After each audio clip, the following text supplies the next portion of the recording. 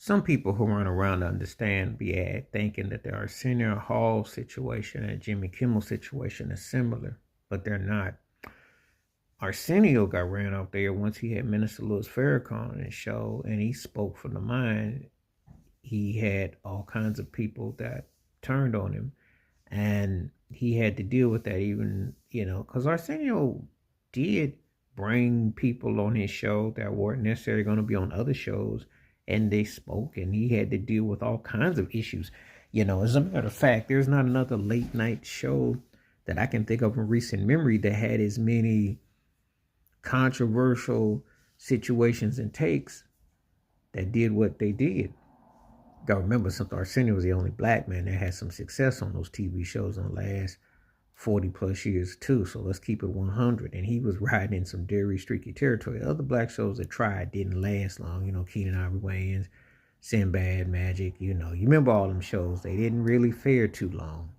And he did, but he went up against it in a different way. He brought on Minister Farrakhan. Minister Farrakhan defended Michael Jackson, spoke, and said what he said. The Jimmy Kimmel thing, Charlie Kirk thing, is a whole different hit.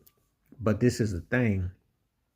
Bill Clinton wasn't the biggest Farrakhan supporter, and with the whole how they were going on about it.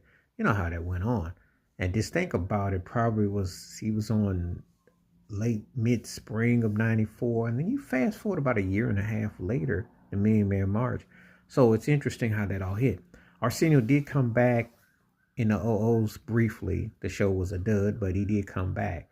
But what they did, he always had to fight. They never want him to be more successful than Jay Leno. They didn't want him. He was a black man in a fish out of water. But the topics, the thing about it is that Jimmy Kimmel said something that's trying to be comedy of what he was saying as a line. He didn't have to go through the same struggles that Arsenio Hall had to go through. So I'm just trying to tell people there is no comparison with what happened with Arsenio and Kimmel. They really are not in the same stratosphere because they made a beeline to run Arsenio out. They really wanted to sabotage. And he was used on the Fox plantation. Fox was trying to be the upstart.